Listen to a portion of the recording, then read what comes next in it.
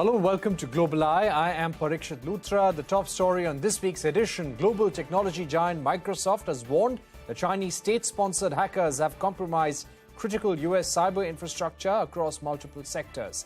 In an advisory, Microsoft said a hacking group, codenamed Volt Typhoon, has been allegedly working towards disrupting communications infrastructure between the United States and Asia.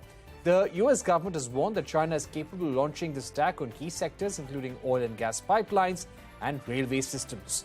Officials have said that they are working towards understanding the breadth of potential intrusions and associated impact. Meanwhile, the Chinese government has rejected the claims made by US, citing that the United Nations and its allies are spreading disinformation. So what is the potential impact of this alleged hack attack? To discuss this and more, we are now joined by John Hultquist, Chief Analyst at Mandiant Intelligence. Mr. Hultquist, thank you for joining us here on CNBC TV 18. How serious was this attack on US critical infrastructure?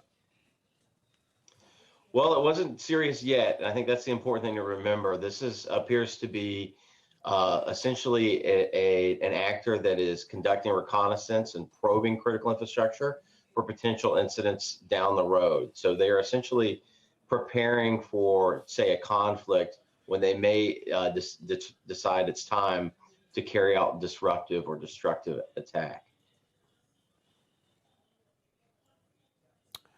Right. And what do you think was the real motivation for a hack of this kind? According to some reports, many say that the real target was Taiwan.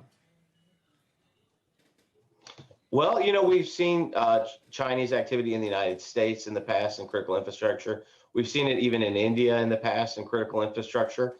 It doesn't necessarily have to be related to any single point of conflict.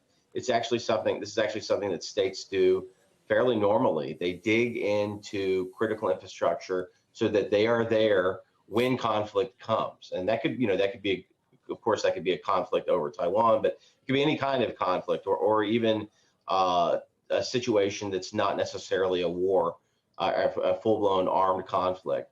The thing about this capability is if you wait to dig in till conflict comes, it'll be too late. You have to spend time and get in early. And so it doesn't necessarily mean that something is impending. Right.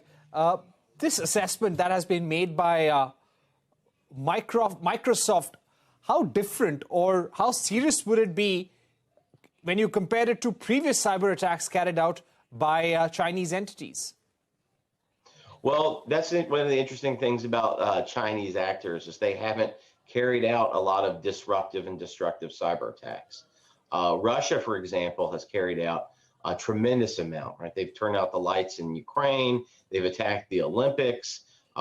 They have dug into election systems in the United States.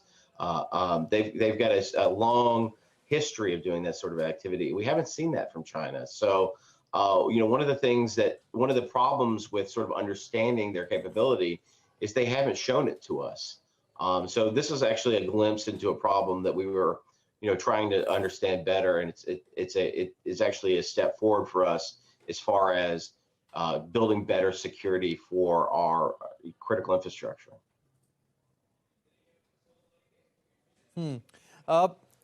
Just to give our viewers a sense, Volt Typhoon in this case was able to infiltrate organizations using an unnamed vulnerability in a popular cybersecurity suite called FortiGuard. What impact could this have had on US telecommunications infrastructure in Guam?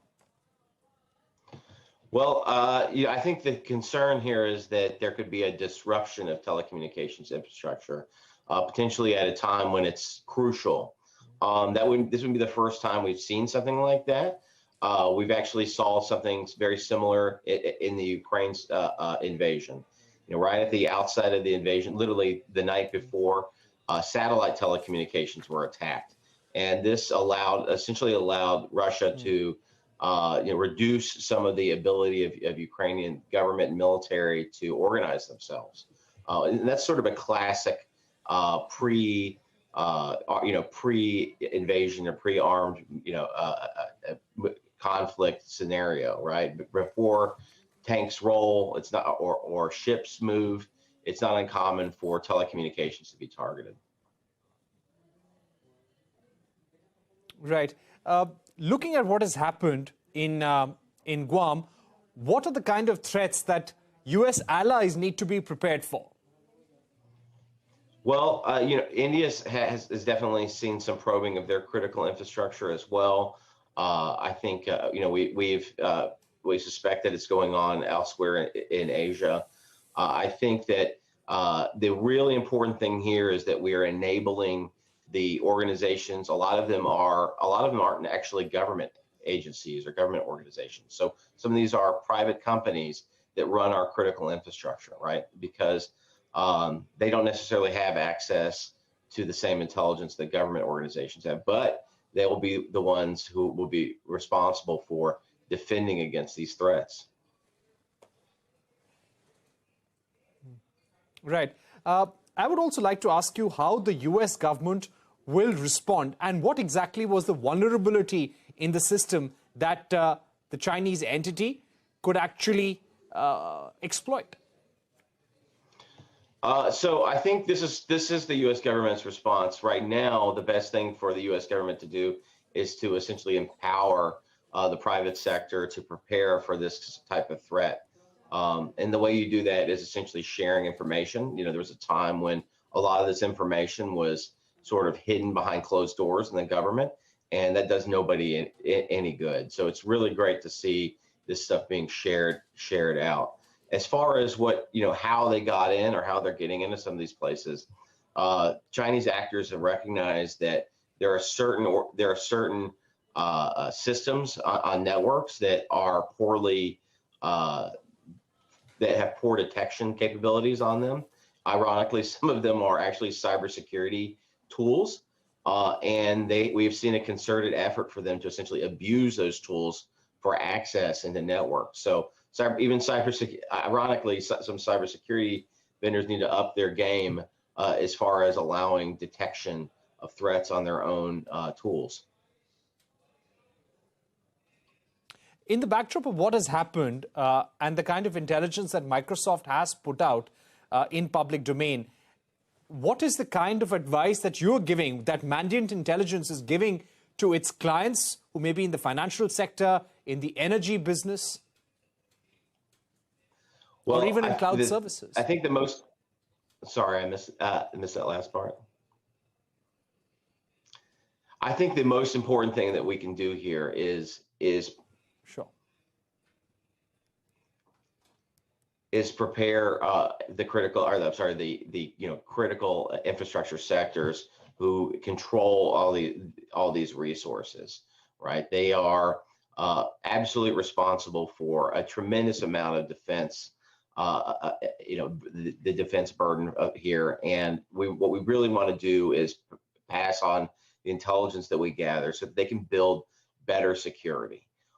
If you're building security without intelligence, you're essentially trying to building walls against an adversary that may have planes. You just don't know what you're going to be facing.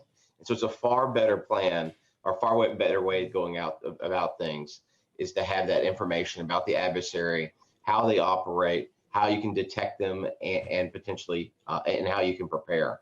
And that's what we're doing now. Right. Have you seen the frequency of such attacks increasing over the last few years? Next year, the United States goes into elections.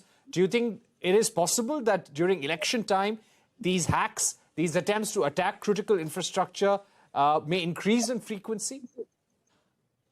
We have seen some interesting incidents during election periods in the past. During the last presidential election, there was actually a series of Russian incidents that appeared to be that were going against or targeting U.S. critical infrastructure. And we had to ask ourselves at the time, were they doing this to sort of draw our attention away from the election problem? Were they sort of exhausting our resources? And so we are very concerned that as elections come around, what kind of attacks that we might be facing. We anticipate them now. I believe that we'll not just see one actor targeting U.S. elections, but many. and that's going to create quite a challenge. Right. Thanks so much, John, for joining us, giving us your sense of the cyber attack that has taken place, the threat assessment made by Microsoft, its ramifications for US and allies, and what are some of the steps that we all need to take. Thanks once again for being with us here on CNBC TV 18. On that note, we take a short break, but don't go anywhere. A discussion with the EU's climate policy chief, Frans Timmermans, on clean energy transition and the dire need to reduce global carbon emissions. Stay tuned.